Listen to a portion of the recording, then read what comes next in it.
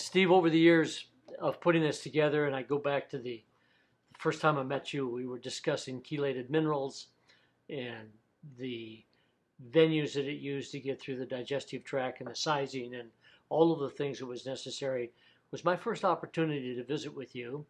And then suddenly here we just kind of grown in a friendship and a camaraderie and some things.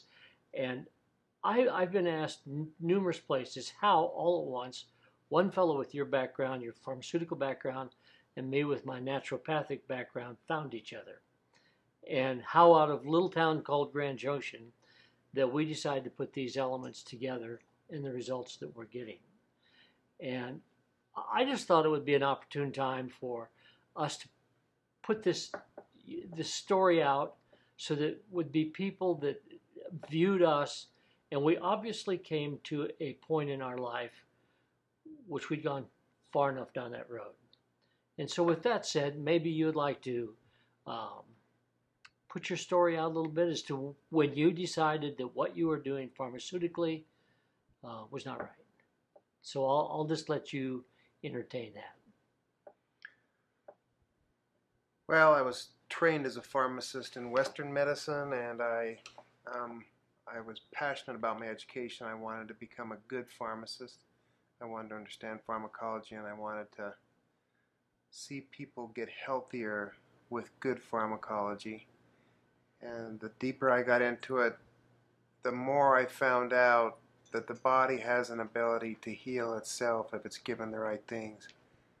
And then when the pharmacology got deeper and deeper, and side effects got worse and worse, and people were on many medications and they weren't getting any better. As a matter of fact, they're probably getting worse faster than they would have been without the medications. I didn't get really a chip on my shoulder about Western medicine. I just tried to understand what was going on with the system and why I didn't fit very well in it. In the meantime, I've always been pretty healthy. I had some bad years that I treated my body very poorly.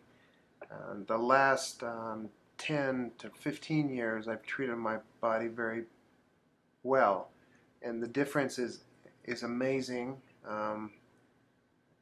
You know, I've defied aging in a lot of ways as far as physical abilities, and so I think I've kind of found, with some of the stuff that you've introduced to me, kind of the fountain of youth, so to speak, nutritionally. And the reason I follow what you tell me, even though we're both kind of two small town guys, is that you're passionate about what you believe, and it feels like all I have to do in our relationship is sometimes put some restraints on you because you're so energetic about the things that you believe. And I'd rather put restraints, rational restraints, on somebody who's good at what they do than rather to constantly motivate them. And that's what you've done for me, because I work hard, but I don't choose to spend as much time as I should on trying to improve other people's health also. So with that said, you bumped into some problems, as did I. And you know, coming from, you know, my background, I was raised on a farm. We milked cows, and I saw life grow from the ground. And you know, my background is I was brought up very, very, very evangelically, very fundamentalist, with it steeped in Hebrew persuasion. And as I look at what I was doing, some years ago, I just decided it was so wrong, and I returned to my roots. And it was within that perimeter, and I don't know what caused you to turn, but somewhere in here we decided that what we were doing was wrong. We couldn't rely on the processed foods because, you know, aging, I'm 20 years older than you, and all at once we found ourselves in a very, very common area of dealing with the aging process. I personally didn't want to go down that road, and I have way too many friends that are old long before they should be, and very stubborn in their ways, and yet some of them have changed, and it's remarkable how what I felt that if I changed, I would be maybe a light. And sometimes that light, it gets in the way because they see it as a problem that I did it. And it's kind of within that thinking that I heard you say just within the last week that there are situations where we have chosen to change. And with all of the array of foods around and things of that nature, all at once you and I decided to say no to such things as sugar. And where other people say it's okay, it's this, that. And yet we have really made that change and discipline, if you will. And I see that in you, and you're a proponent of that. And yet working in your background, working in surgery, joint replacement and things like that, and chatting with doctors, I find it unusual that so few people really feel like maybe there might be a change, or is it too disciplined? Is it too difficult? And I'd like to have your input on that. Has it been difficult for you to change? No, but I've become, so to speak, a fanatic, and that's what people are worried about, becoming, is fanatical. Nobody really wants to become a fanatic and be viewed by their peers as a fanatic. But you can't do any of this changing so slow that your body resists it.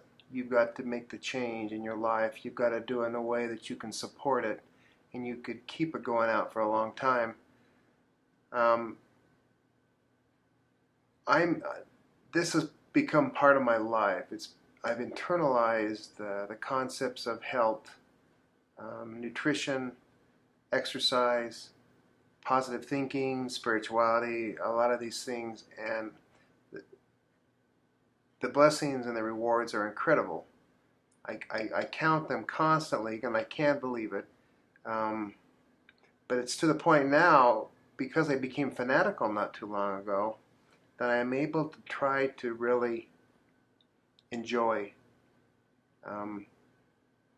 trying to teach people how to take this on and not worry about becoming fanatical. We're talking about our health. We're talking about our freedom and our abilities to do things when we want to do them.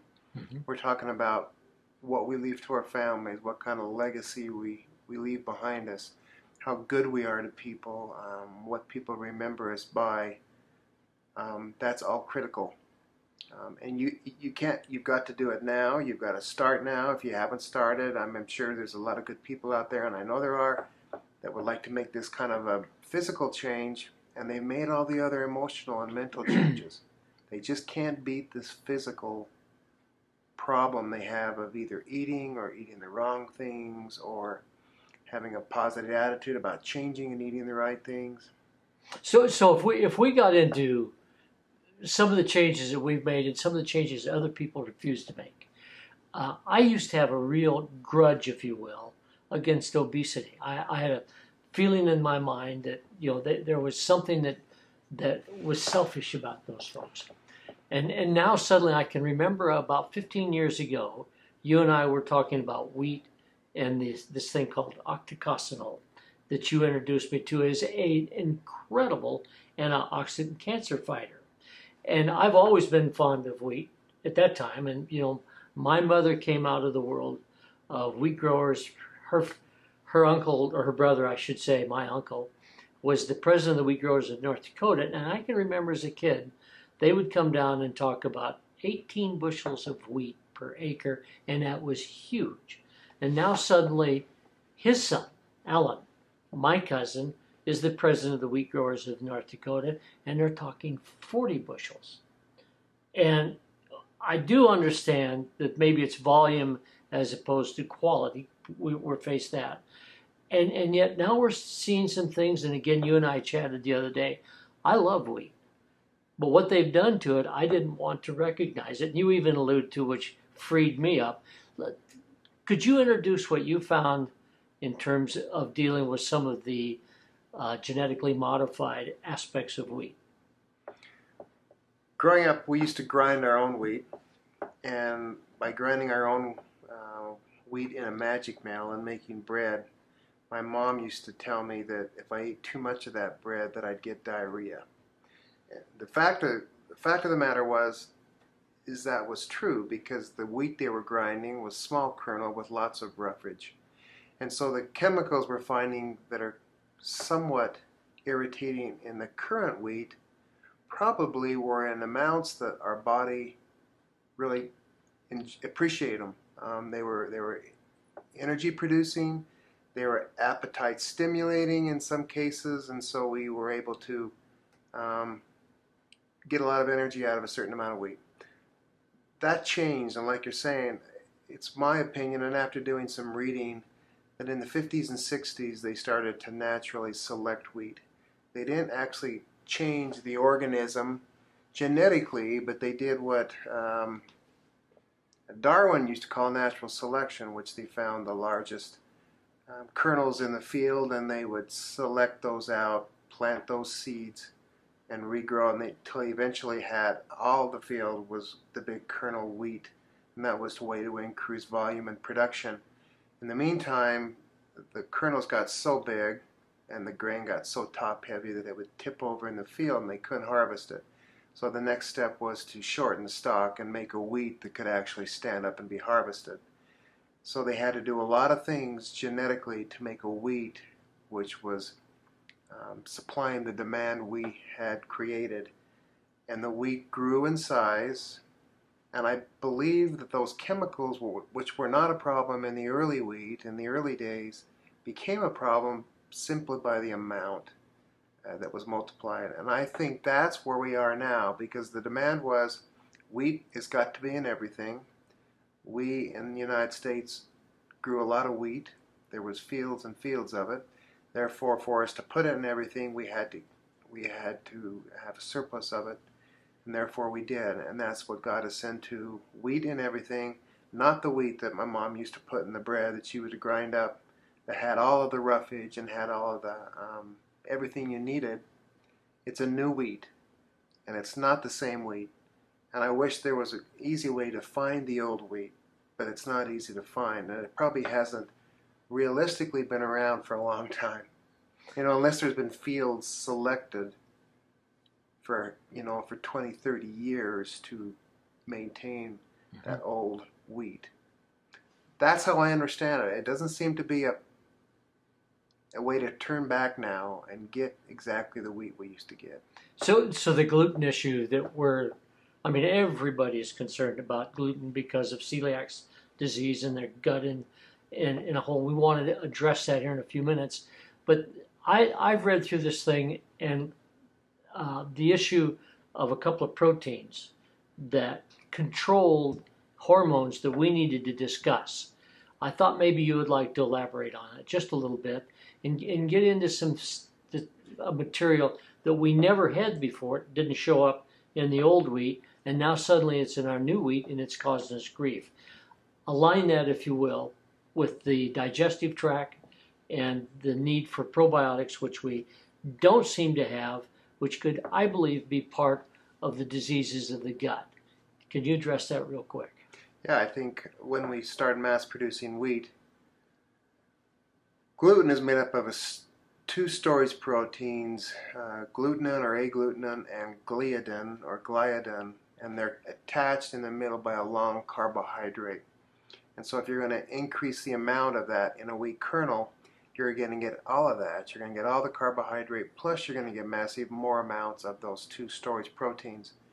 And those storage proteins seem to be appetite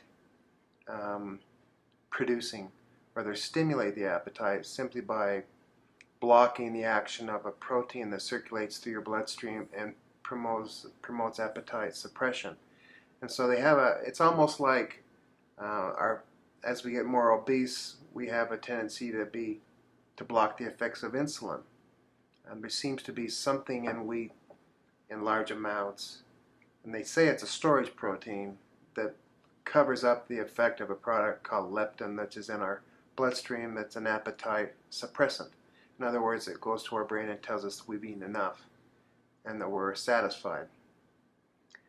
So if we're losing that and we're covering up the effect of leptin and we're consuming much more carbohydrates because there's more simple carbohydrates now in the wheat that we're eating, and we keep eating more because it's appetite stimulating, we're probably run into a form of addiction.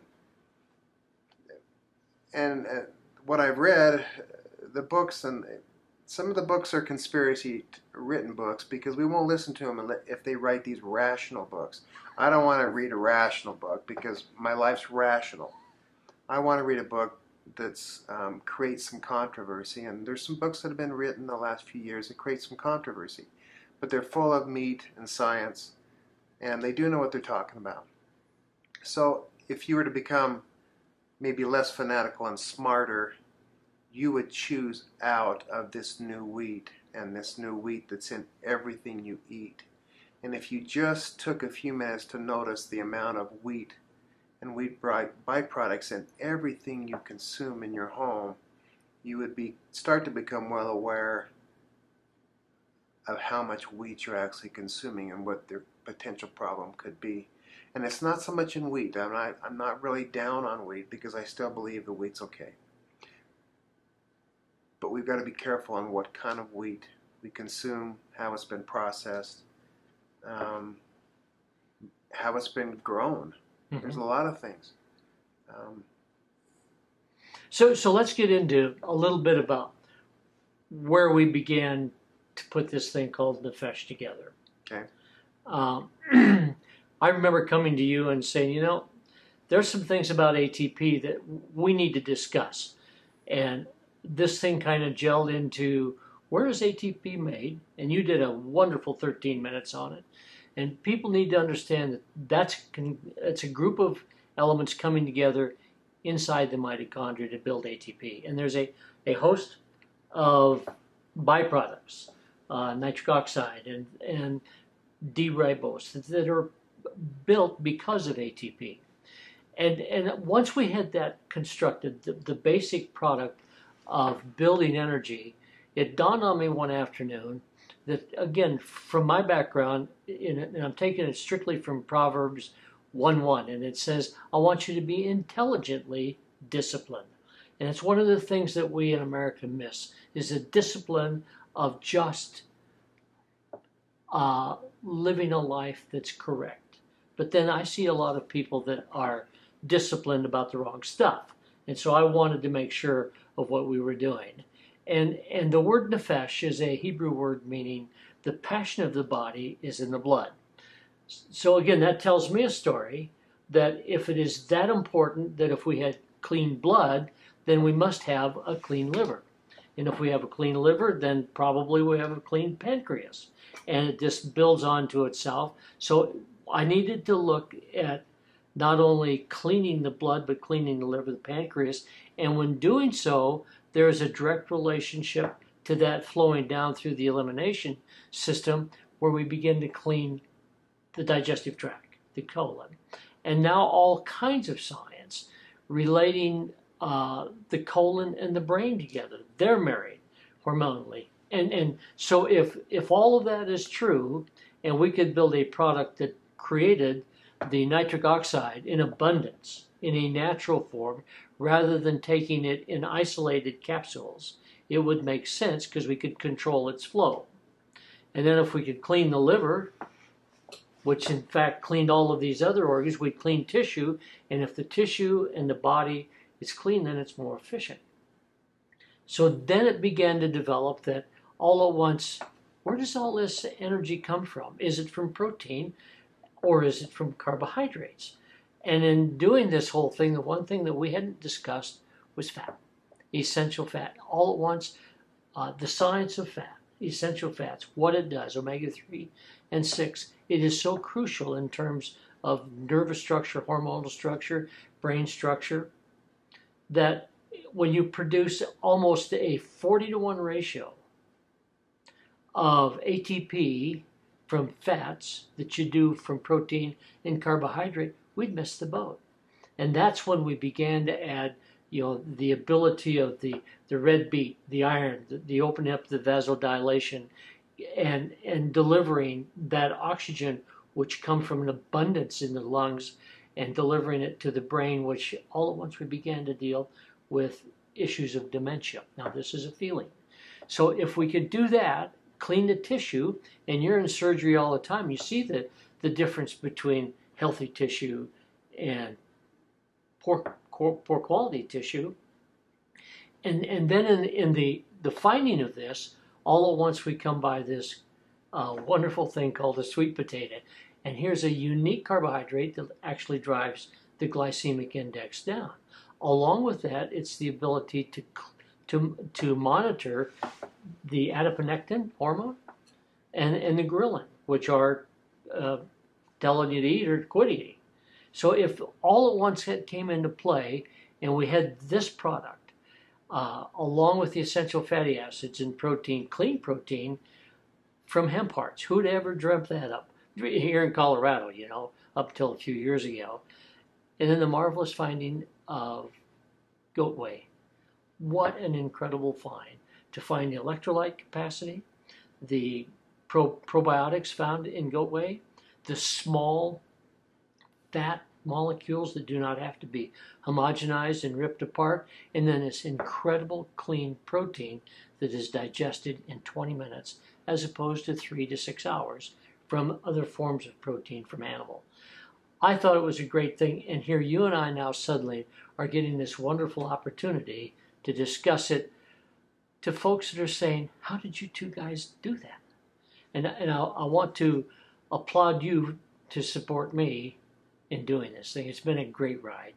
So your take on it as a bicyclist, as a pristine athlete, and I've heard it said around the valley that in your 50s you're one of the most fit 50-year-olds on the planet, and you know it and I know it. Well, to be a realist, you just named a number of things that you put in a product that we call B-Pro. And I agreed with everything you put in. As you were adding things to this mixture,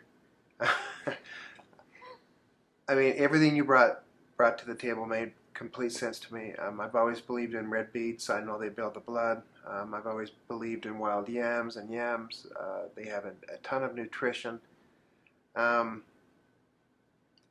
new one was goat whey. But if I was a realist here and I tried to create some value of a product simple to this, if I was to just take one scoop of that a day, it would be hard for me as a rational person to say that that was a life-changing thing. Although I could say it did give me a certain amount of increased energy. The fact of the matter is, the fact that I committed to taking a product like that, and I committed every day, meant that I also committed to do some other things. Because if I'm going to eat good food, I'm not going to eat bad food, because it doesn't make any sense to me. I'm not going to mix the two.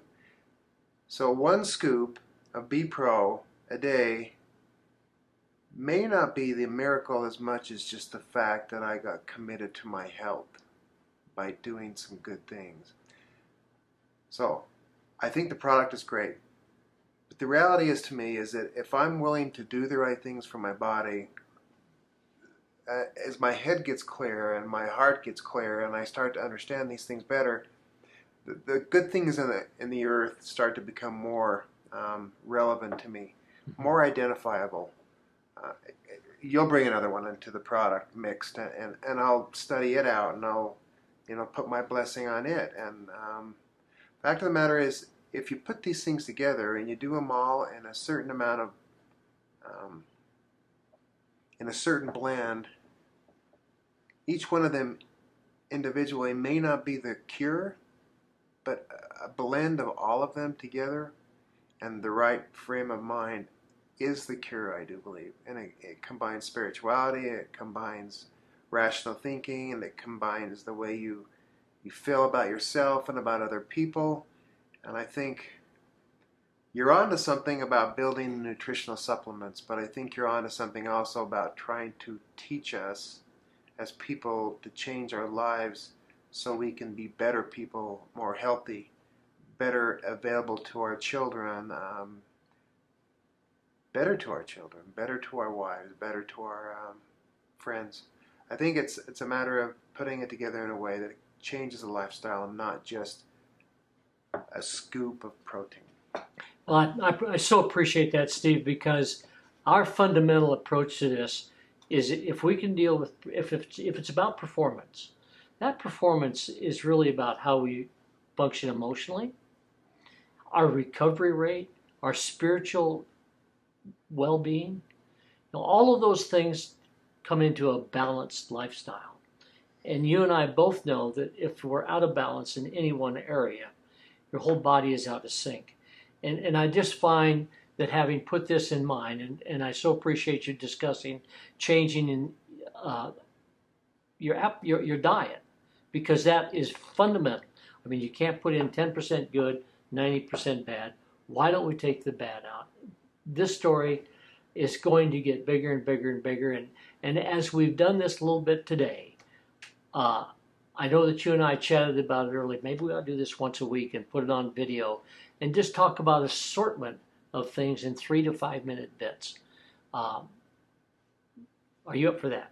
I think that'd be a great thing. Let's do it. Awesome.